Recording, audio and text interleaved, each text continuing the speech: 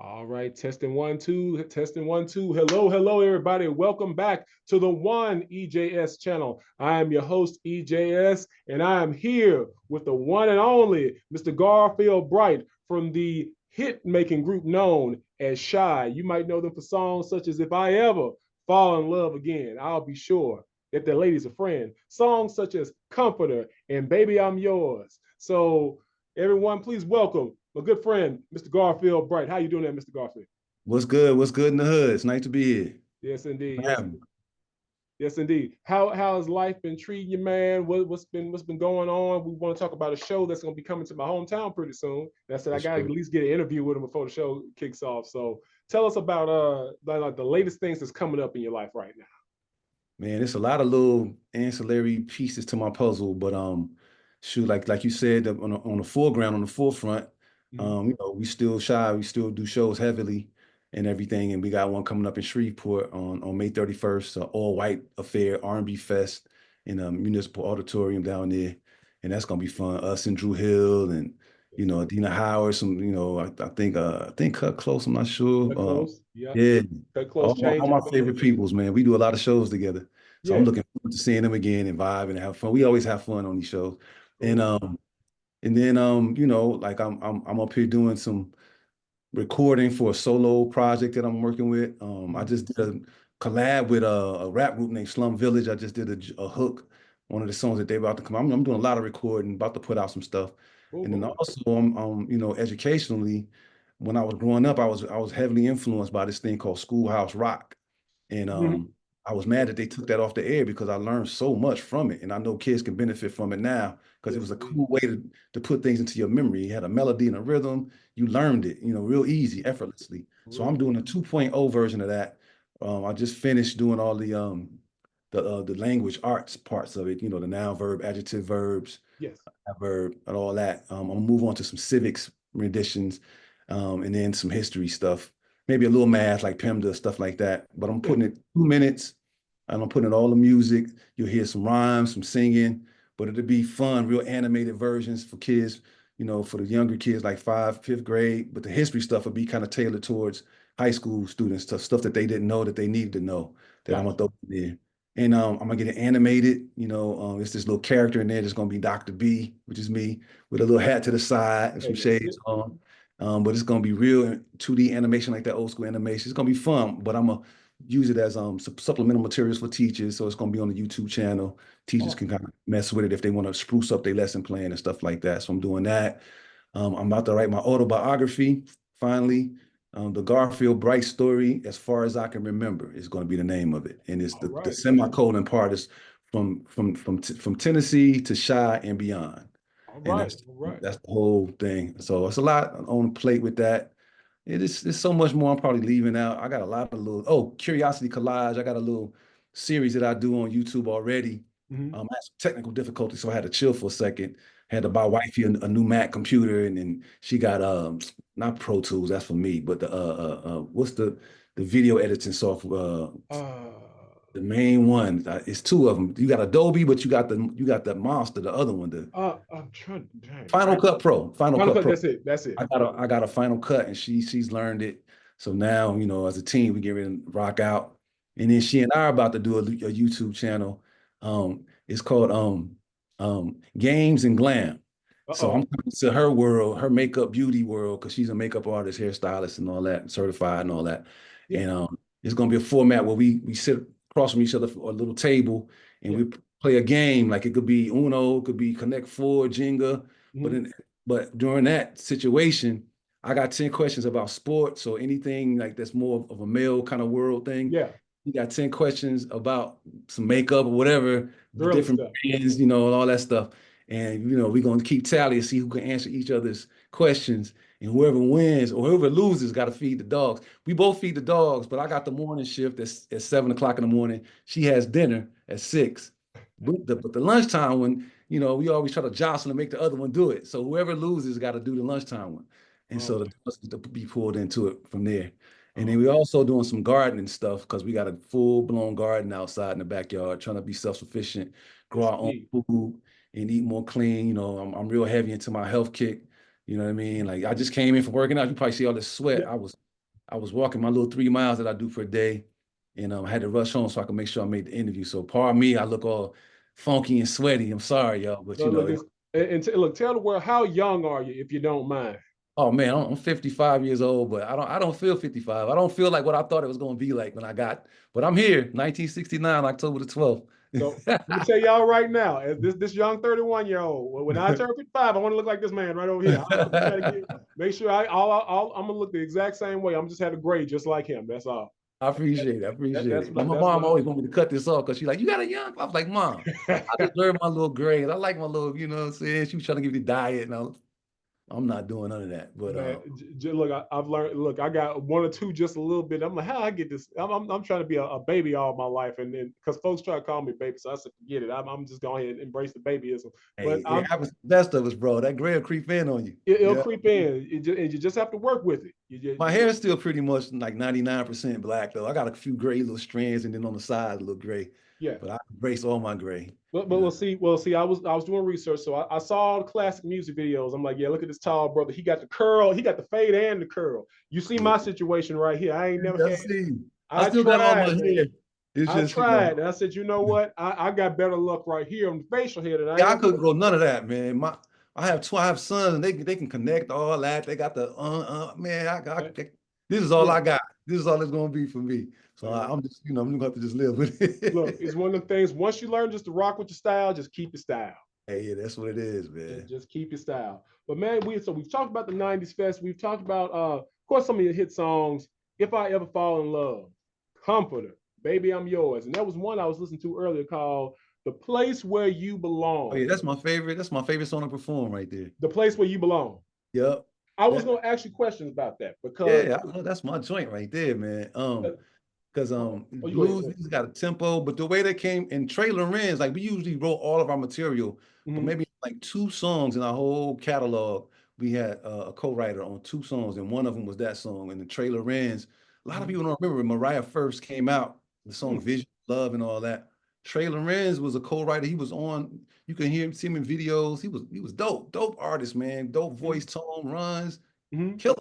Anyway, we bumped into him in Hawaii back in them days, and then we kind of gelled with each other, and he ended up co-writing that with us and whatever. But Mm-hmm. that song was on the Beverly Hills Cop 3 Mm-hmm. soundtrack with Eddie Murphy. And it got a lot of run. It was like the feature song off the soundtrack, the first single. And it was throughout the movie, of course at the end when the credits roll up too and stuff Yeah. like that. But Yeah. I forgot the name of the guy who did the video, but he did all of In Vogue's videos. And he I was can see like, the aesthetic. man, The aesthetic was very I can't involved. think of his name. Because he's really a photographer by trade, really popular. And then he went into videos and he made everybody look real good. And that's why In Vogue had him. And then that was the first time we got to use a top-notch person to do a video because all our videos were real low budget. The label Mm-hmm. didn't want really, which I thank God because we would have had to recoup all that money. But Mm-hmm. that video was our first like real video, and Yeah. it was dang, I wish I could remember his name, man. But anyway, it was dope, and that was like Beverly Hills Cop 3. Sony helped pay for half. They went like our MCA went in half with Sony, Mm-hmm. and the song was climbing the charts. Mm-hmm. People were really loving it. It was catching on. Mm-hmm. And we had a cool little video concept. And then Eddie Murphy was in there because it was the movie. But when the movie, Eddie Murphy, like 98.7% of his movies are dope. Then Exactly. the other 2% flop. That one flopped. And when it Oh. flopped, the Sony pulled its money out of the marketing, the marketing scheme. And so since they pulled it out and it was a joint venture with our label was like, well, if y'all ain't gonna pay for half, then we're not gonna pay for no more either. So we were climbing the charts. We were like 20 something with a bullet, which means it was going up. Mm-hmm. People to this day love that song. People, but they pulled out prematurely before it would have been definitely a top 10 single, but it ended up just stalling after they pulled the money from it, the promotional money from it. And that was like the story of our career, that kind of stuff, that kind of weird stuff happening. And that's what I want to talk more about because everybody knows about If I Ever Fall in Love. That's like the traditional like house rocker. But I'll be the first one to say for me because I'm also I'm gonna say I'm an aspiring recording artist. I like to eventually like put out some music myself. But I like I like listening to the big hits. At the same time, I love the hidden gems.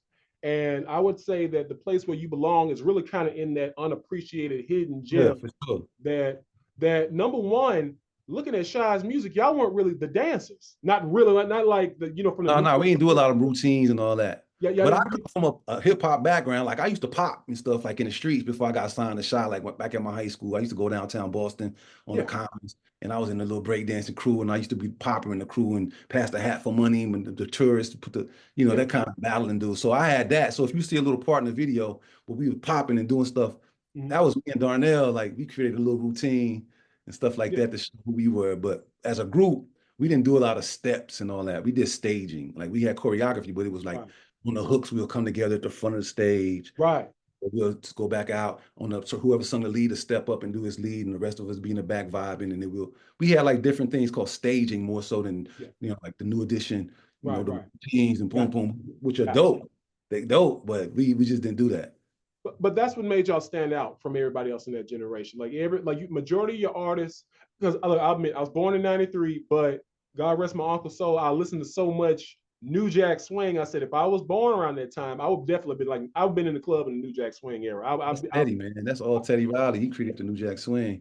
Teddy Riley and New Jack Swing sound. It was like you had so many of your dancers, but you guys brought a different flair. You brought the hood, but you also brought the class and sophistication as well as the Yeah, melodies and harmonies. for sure. And one thing I noticed, and correct me if I'm wrong, a lot of your music was not instrumentally thick, like the Yeah, like other songs. we didn't want to overproduce and do too much, because we were known for our harmonies, and Mm-hmm. biggest song was a cappella, but all of our songs had a lot of harmony in them. Comforter, Baby I'm Yours, because all those songs started off as a cappella songs. Mm-hmm. They were we had to do our album in 2 weeks once we got signed to a record deal. And so what we did was just took our practice songs, Comforter, Baby I'm Yours, If I Ever, a couple of other ones, and just like retrofitted them with tracks on the back end. Gotcha. And Baby I'm Yours is just Marvin Gaye's Let's Get It On. Baby, I'm yours. If you want me, that's Let's Get It On. It's the Gotcha. same. And so it was easy to kind of like put that together. First, the label tried to force producers on us because they wanted to make sure, but they didn't have enough time. They wanted to sell an album for $20 rather than just If I Ever the single for $9.99. So Gotcha. at some point when we weren't working out with certain producers, they was like, okay, well just y'all got 2 weeks to give us boom.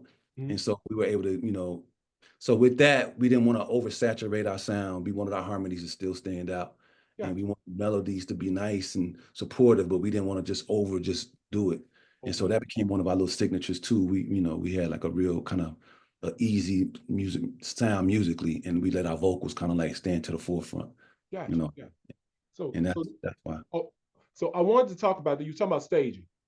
So with the staging part, I guess I had a particular question, and I was doing the research, I was watching the shows, and I always wanted to. I say the show ended when I was a baby, when I was like growing up. I don't have my own memory of it, but the Arsenio Hall show. Oh yeah, we did that like 3 times. That was our guy. So how was it performing on the Arsenio Hall show back in the day? That was super dope. Arsenio was he's a one of one. It ain't gonna never be nobody like Arsenio, or never was before him. And he had to earn his stripes. Like in hindsight, people romanticize the past, but Arsenio had to like come through and prove it. Like a lot of people just went automatically on Arsenio's bandwagon. They didn't feel like he was funny, or they felt like he was too this or this, too that. But Arsenio was just, people kind of came to respect him. Nobody could ask questions like Arsenio. Nobody could pull out from the artist the kind of stuff that he could pull out. And that, all the little antics he had was tailor-made for him to have his own show on late night. He was like, he was dope in Beverly Hills, Coming to America, all these different movies he did with Eddie. Yeah. Arsenio was always dope, but that late night thing, that was his element. And then to top it off, he gave a lot of Black artists a chance to break their record through his show. Sure you know did. What I mean? We went on Jay Leno, and we did all the late night stuff that was out, like we did the circuit. But Arsenio was special, man, because he was for us. Yes. And yes. He was just, it was incredible rocking with him. Like he gave us the dope, like when you go on Arsenio's show, he got the little care bag in the back in your dressing room. You get this dope Arsenio robe and this big bag with all these little treats and different little things in it. But we went on it like 2 or 3 times on Arsenio's show. He had us back. And those were special moments because me, like I didn't grow up aspiring to be a singer or anything like that. Like I kind of fell into SHAI, when we was in college. And even though I liked to sing and it was just something I did, but I only did it for myself because if I couldn't hear on the radio, I would start singing a song or whatever. Right. And a couple of girls one day told me, "Oh, you got a nice voice," that kind of thing. But I wasn't no, I ain't grow up trying to, I wasn't like a Layla Hathaway or somebody like Yeah. that was born to sing. Yeah. And so when I was on Arsenio, shoot, we had just finished a record. Mm-hmm. I was basically really just learning the songs with music Oh wow. and stuff. Like, and then here we are on a national stage in front of millions of people, and I gotta sing Comforter. You know what I mean? Like, I gotta lead that joint. You know what I mean? Yeah. Like, to get the studio, you gotta sing this live, bro. Yeah. And so like that was I was like sink or swim. Learn on the job kind of training. But that was great for me as an artist. And I've grown tremendously since then as a vocalist and stuff like that. Right. And now I have no anxiety. But those nights that was really like wow, like it was stressful in a good way. It was like, Yeah. you getting pledged almost into the industry through Arsenio show. And that's what another thing I was going to do, because we're going to break into a little format, a little questionnaire I talked to you about called the One. Word, okay. About the One EJS. So with this first sector of the interview, the one is basically I'm going to talk about the one things about the industry, the one things about the topics we just talked about, if you don't mind. So since we're talking about that, the one venue that you love the most that you ever performed in. Oh, the venue. Damn. God, the one venue on That top one. of that. Jesus H. Christ. Damn. Just Well, one. see, because we did so many incredible venues. Some of them are dope because of the stage and the sound itself, and then Mm-hmm. some of them are dope because of the crowd itself. Mm-hmm. Like, damn it all. I look, I'm gonna just go with the Apollo in New York City. I was gonna feel he's gonna say Apollo. Yeah, yeah. Gotta do that because there's nothing like the Apollo. Even though like this place in Australia, like that, this amphitheater, you'll see it in commercials sometimes. They'll show it from it's like right on the ocean, and it's Mm-hmm. got this dome kind of like ceiling, and acoustics are bananas. And we Yeah, performed there. It was incredible. yeah. I mean, with so many other the Madison Square Garden in New York, like all Uh-huh. these, but the Apollo, man, there's nothing like the Apollo, man. I don't care how you get to do it. If you perform in the Apollo, you performed at the Apollo, and we got to do a tribute to the greats in the Apollo. I think we did a tribute to Earth, Wind, and Fire Oh in yeah, the yeah, Apollo. yeah, yeah. Yeah, yeah, You you know, look. That's one thing, and correct me if I'm wrong. Miss Gladys Knight, she would always say, "Know your house." oh man, Gladys is. If you don't take advice from nobody else, Take it. Gladys, you got that. If her and Patti LaBelle, they on a little tour right now too. Gladys Knight, Patti They are. LaBelle, and Shaka another Khan. Shaka, which is Yeah. my favorite soul vocalist of all Stephanie time. Mills. Stephanie Mills. I love Shaka. And then my jazz favorite is Sarah Vaughan. Oh yeah. I love Yeah, Miss so Vaughn. Yes, indeed. So, with the one venue that you love, what's the one place or that one venue that you hate that you just like the aesthetic is off? I never jail with them. I never jail with this area because I we even my performed own so place. many whack venues over the years. We performed a lot of Chitlin Circuit whack ass venues. I ain't gonna lie. But thank God we could sing a cappella because like when the sound was so messed up, we would just put the mics down and just Yep. just blow and everybody have to be quiet and listen to us. Mhm. Thank God we could do that. Damn, thank God. But the wackest venue we ever performed in. That you don't mind not like burn the bridge with them. Hear Yeah, me if out. it's a whack venue, they need to know they whack so they can That's do true. that. That's true. Go on, tell But I them. gotta. We It's all got not to do been. that. It's. But see, you block those out your memory, so because it's like those nights are like Yeah. um what's a whack venue that we've been to? I can't remember specifically because we took so many low budget shows and I Yeah. knew the sound wasn't going to be right. You know what I Yeah. mean? It's a lot of them, but I, they're not like names of all the names that you would know of. mhm. And the sound, a lot of times, is the production crew bringing their speakers, and it ain't really the venue itself. It's like It's the production whoever crew. the promoter is got a crew of people that put the sound together. And there's been some people who's cut corners on the sound part of the show so they can pocket some of that money instead of like, they got to pay the artist, they got to get the sound right. It's a lot of things that go into promotion and production. And sometimes a promoter a skimp on the sound part, and the audience kind of like, suffers for it because they can't hear the artist real good. And Gotcha. artist is mad on stage, and then sound man getting beat up in the background. And you know what I mean? That's real. That really happens, yo. I believe it. Look, I'm gonna tell you just from my and I'm a youngster in this thing. I'm by nowhere touched a big stage, but just from the different church venues, theater venues, community theater, sound is essential. Even film, even movies. Like if you It ain't got your really is. sound right, you I'll That's why you got to do a sound check. have to. We definitely. And you know what? Like Place Where You Belong, the song you just brought up, Mhm. and that's the song we open our show with. That's our Mm. first song we sing. Oh wow. But the thing is, that's the song we use for our sound check. We only do one song for sound check. Is that one? Mm. We don't go through our whole show and do all like some artists do. You know what I mean? They that's their thing. But us, when we do sound check, we take like 7 minutes. All we gotta do is sing that song. We can Mhm. hear what the house speakers sound like, the side fills, the wedges on the front, Mhm. how much distribution we want for vocal and music on the little front wedges. And Mhm. we do that all through the place we belong. And once we're done with that, we know what it's gonna be like. We save our energy for the show. Yeah. You know what I mean? But word, the sound is important though. Got to Got do it. something. You know what I'm saying? So in this questionnaire of the industry of the one, I can't come with no whack venue. I can't think of a whack venue for some. that's cool. We'll go to the next one. But there's been plenty. Trust me. I just can't think of the. That's a sign. Yeah, there's a lot of whack venues out there. So we'll go on to the next one.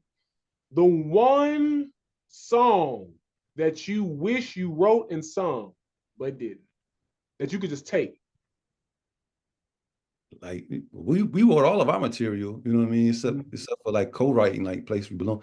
But damn it, I wish I wrote and sung. Like if it could be from a different artist, it could be Yeah, like yeah. when you hear it, like, dang, if that would have been me. Oh man, I got heavy respect for so many artists that I just love. Like my favorite, my big three, of course, like a lot of people, is Stevie, Donnie, and Marvin. Oh yes, And you know what I mean? But then like I got contemporary favorites, like Mint Condition is my favorite group, yes, out of the groups. And yes. then like Boys the Men and Jodeci, I love them just like any other fan would, you know what I mean? And but and Music Soul Child, that kind of those kind of cats, like those Dwayne, like I don't, he didn't get enough love, Oh you no. know, like Carl Thomas and them kind of dudes, like that's my like. So maybe like I don't know, probably something by Stevie, man. Maybe Stevie Wonder. maybe like that freaking Because he got so many hits. if anything, I'll say this: which one song would you just love to cover from Stevie or any other artist? Like, okay, we could put our own spin on the SHAI, or my just solo. Garfield Bright itself could just put a Oh solo. my God. Um well, a song that I wish I could cover is not by Stevie because it's too many. I get Too brain many. fog. I love every single thing Stevie did. I agree with But that. one of my favorite artists too is Luther, of course. Yes. And he got Make Me a Believer, this song Mm-hmm. called Make Me a Believer.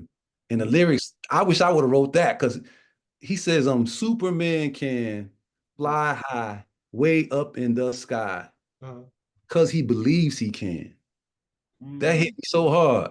Yeah. You know, what you choose to believe will always work out fine. It's Absolutely. all in your mind. That's how that song go. And Absolutely.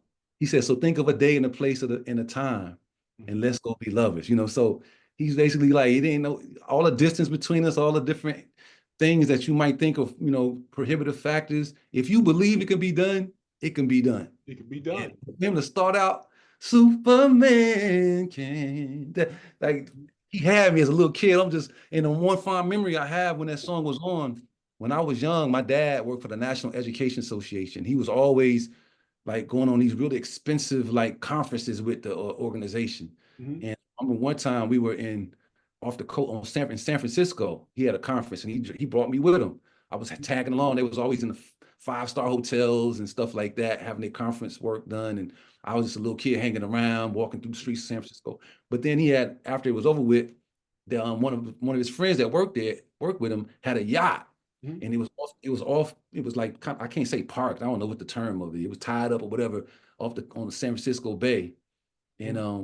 he got on the yacht, and of course, all the adults, they were upstairs doing their adult, lounging. And then me, I was downstairs in one of the bedrooms, and the bedroom was like a 360-degree round Mm-hmm. thing. And the bed fit perfectly in that circle. And the headboard was a wraparound view of the ocean at your eye level where your pillows were. It was like a 6-inch tall thing that wrapped all the way around.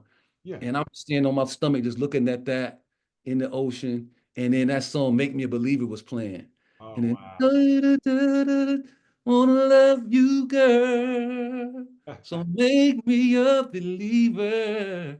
All that, wanna love her, wanna love you, girl. That was just in my ear, and I'm just like, and Like, so that one moment in my life, I remember, I always reflect to that moment. It's like that was like one of the most peaceful, happiest times of my life in that one encapsulated moment with that song playing. It just like, that moment was just a pure, special, fly.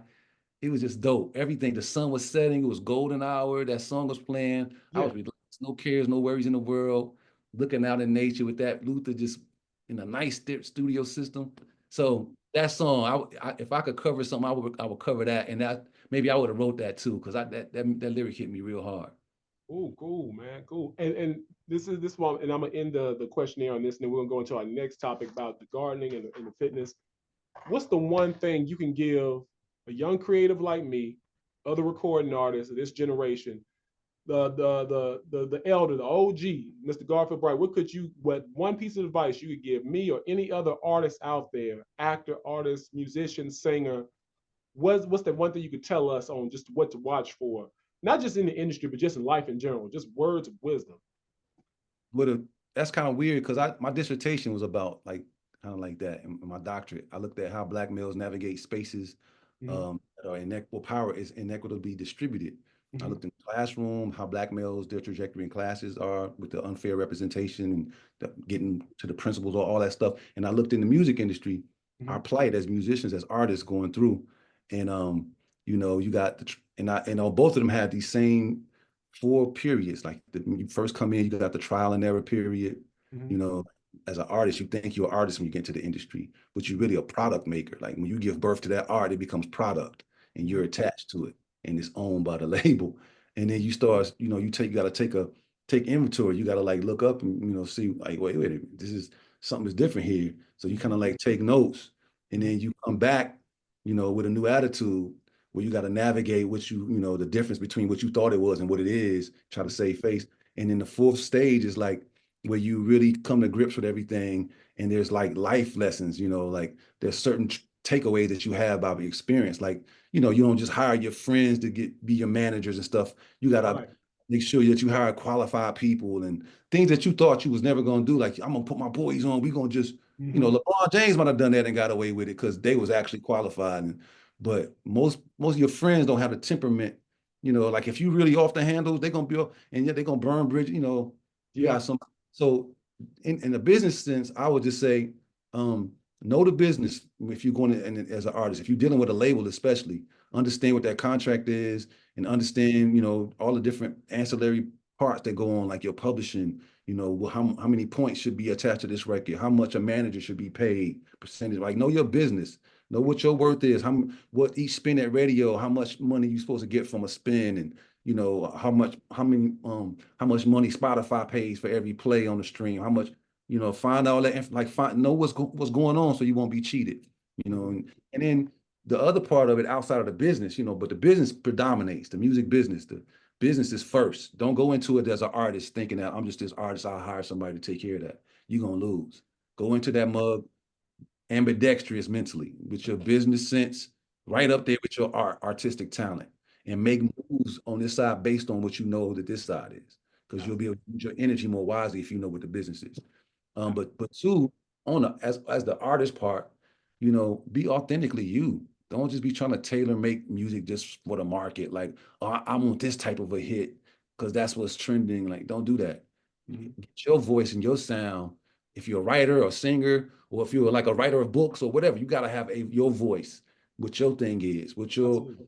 and when you have it strongly, it's magnetic. People will attract to that, and it'll be a thing to a point to where they can only get that from you if you represent yourself right.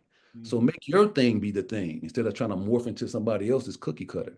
Mm-hmm. No matter what the price is, you got to be authentically yourself and make sure, even though marketing and promotion is dope, a lot of the youngers are dope with branding themselves and they understand the branding part more than what we did coming up because Mm-hmm. they can go straight to the consumer. Like we used to have to be able to label and get distribution, and y'all can just go straight to the consumer, boom. Mm-hmm. Make sure that the product is quality. All the variables that you control, make sure that you do your due diligence. Make sure that your mix is tight. Make sure that as you putting your vocal effort into it, and if you stacking vocals and you know that they not right on, like after the third one, it's a flange in there, and one of them is kind of off, and you just, well, they'll mix it, they'll put a reverb. Nah, go sing that shit over again Yep. and make sure that it's all the things that you can control quality wise, you can do those as best as you can, because trust me, it's gonna be plenty of areas that you can't control that at least your product will be speaking for you, right? Because some things you can't control that Gotcha. you wish that you had control that will be on your behalf that ain't really how you wanted it. But as long as you got the product under control and you think the product is dope, don't put it out unless you think it's dope. And dope means, does it really reflect your soul? Does it really reflect the craftsmanship that you think, level wise that you think you are? Don't skimp. Don't put out something that you ain't even feeling is dope and then think somebody else will, somebody might. No, make sure you put the due diligence and the time into it to where when you putting something out, you got that confidence in it that, yo, this some sector of the crowd is going to identify with this because I put my all into this. And it might not be for everybody because you can't please everybody. Identify your market, know who your sound is appealing to, and make that kind of music to the best you can. And those people are the people that are gonna, but it's not as hard now. Like, you got the streaming apps. You can release your stuff like on Fridays when they make the playlist and get yourself on playlist and make sure that you got all your registration done as a writer. And you'll be getting checks. Even if you don't have a video out or none of that, your stuff will be on playlist and getting played if it's dope. If people like it, they hear it, and Friday is when the Spotify and them create their playlist. If you put it out, you might get a chance of getting on the playlist. Because people make their own, but then the platforms have their own too at the end of the day. Yeah. And if you release your stuff on a Friday and get on a playlist, then you'll start just the people who don't make their own playlist to just take those playlists and because you get paid based on the playlist that you on. Like that's how you get to aggregate the money and stuff like that with the streams and the playlist that you pop up on. Gotcha. And make sure that you tracking and doing your thing. And another thing I'm gonna show you as an artist, when you kind of come out, it's this app that you should have called Song Stats. Okay. And that it's called Song Stats, and you can see what you are, where you are as an artist. Shout out to all the artists out there, including myself. That's the Song Stats. Be sure to look that up, y'all. The first thing is place where you belong is right there. Hey, that's it. That's it. But it'll tell you all your numbers. It'll tell you all your like all the stuff that's that you like, that all the songs that you've written, all your tracks, how many streams you have. It'll give you general information. It'll break it down for you, and you'll see where you are, like what your music is doing in real time, like the labels do. Like you'll know how many, like you say, popularity, playlists, and all. It's like all these icons, but get Song Stats, and then you can track your performance. And you'll know the areas you're weak in, and then you can really be about the business of making yourself stronger in those areas for real. Awesome. And I would encourage everybody to just get busy with their business. The branding is more than just the pretty part, the artistic part. It's also knowing the business side of things. So just make sure that stuff is tight and be authentically yourself to wrap it up. And look, that is a whole lot of game for artists like myself, many artists that I know, many people that's going to watch this show. That is a very heavy amount of game that we definitely could use. I will say, because I'm looking at the stream time, remaining time. I know we got close down to 3 minutes, but what I want to do, because I know you got to get your shower on, man. I know you've been out there walking. Oh, hopefully, if you don't mind, Mr. Garfield Bright, if we could have a part 2 Yeah, to for the stream sure. at another day. I'll go ahead and release this one, and I want to hold it to my audience that when we talk about it next time, because I mentioned it earlier, we will talk about the fitness side of things and your dedication to walking and health and your forgive me if I'm wrong, vegan or Yeah, for vegetarian, sure. Vegan. vegan lifestyle, as well as gardening. Because in this day and time, with I'm not a political show. I'm letting y'all know, but I'm just letting you know to look out for yourself. You might need to, hey, charity begins at home and spread abroad, and you might need to have your own stuff at the house. Yeah, man. For Grow your real. You own need to stuff grow at your the own house. food. Yes, You can ensure that what goes into your body is definitely organic because you grew it. And exactly. you need that in this day and age. That stuff out there is not good. There's a lot of parasites. It's a lot of stuff that says organic. It's not really organic. They just making money, charging more for it and stuff. So grow your own stuff, be self-sufficient. And then when the store is shut down, when trucks aren't coming to there and delivering goods anymore for whatever reason, you'll have your sustenance and you'll be straight. Yes, indeed. So this is what we'll do. Y'all be sure to check out for the next show for Mr. Garfield Bright. I know we got a minute, like 30-something seconds left. And I want to mention this one song, if you don't mind, Mr. Garfield, before we get off this live, and then I want to talk with you afterwards. A song that was on the first album called Lord, I've Come. Oh yeah, we do Lord, on each album. Mark Gay in the group, he spearheaded the situation where on every SHAI album we were going to have some kind of tribute, like some kind of spiritual tribute to the to God. And that one, second album was, well, the first album was Lord I Come, and the second album we had one too, If I Gave. It's called If I Gave, yes, and it was like, indeed. we always try to be grounded in that way. Yes, indeed. Well, look, on that note, y'all, because this thing's talking about less than a minute, what I'm going to do, we're going to end it off on this good note with Lord I Come. Thank you, Mr. Garfield Bright, for coming in. We're going to have a round two for sure. We're going to talk about the gardening aspect of things. We're going to talk about the fitness aspect of things. Mr. Garfield, let them know where they can find you at, sir. And then we'll end the The Garfield Bright Experience on Instagram and Facebook. And yeah, and TikTok too, the Garfield Bright, you'll see me on there. And I got the little headphones, I got the blue chip on the other two, so you'll see me on there. Blue check, rather. Yes, indeed. And send me those links, by the way, and I'll be sure to share them. For sure.